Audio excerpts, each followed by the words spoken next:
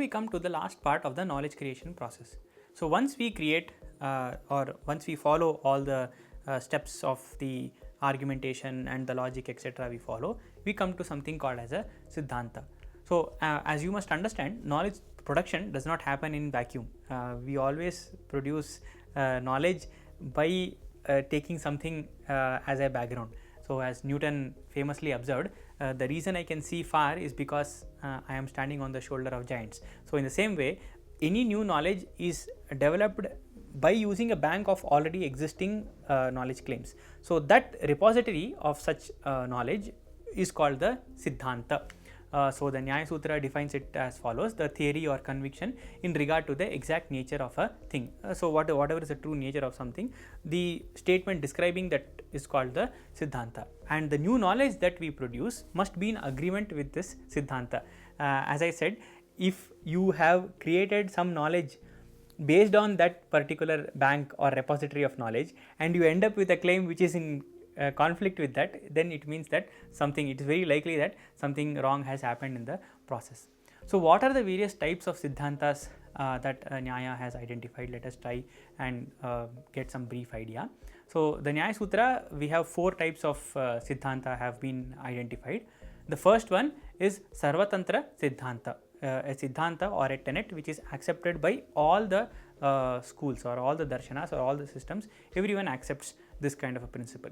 So for example, the law of conservation of mass or energy or momentum.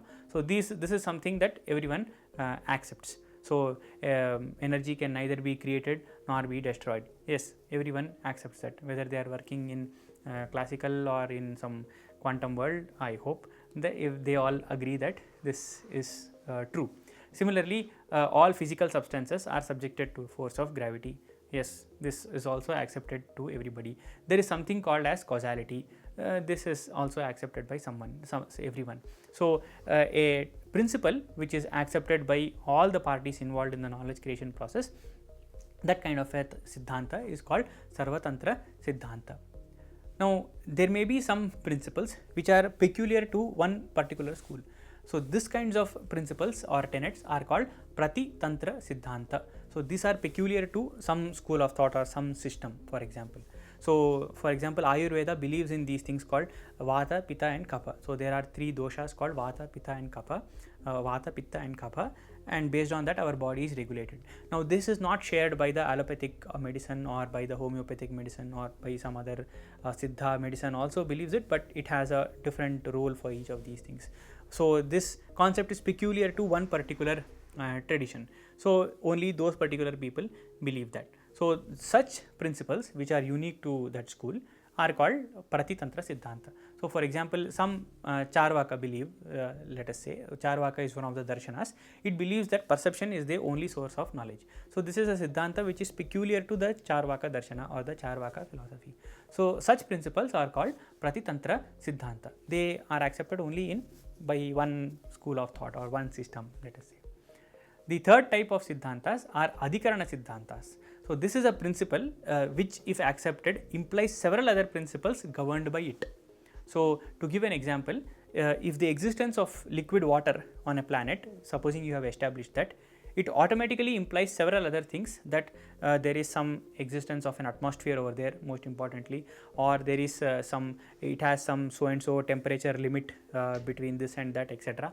All of these are implied by, if you prove that there is liquid water on a particular planet. A principle which, if proved, proves several other principles which it implies. So that kind of a Siddhānta or a principle which governs several other Siddhāntas is called as a Adhikarana Siddhānta. The last of these is called Abhyupagama Siddhānta or a hypothetical principle. So it is an assumed tenet meant to carry out further investigation. You don't know whether it is true or not, you just assume it in order to carry out further investigation.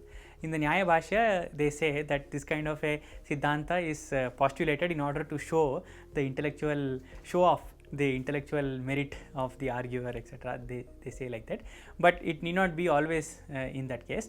For example, if you see the postulates of Euclid, based on which the Euclidean geometry is constructed, we can think that these are Abhyupagama Siddhantas. These are some hypothetical principles based on which we carry out our study.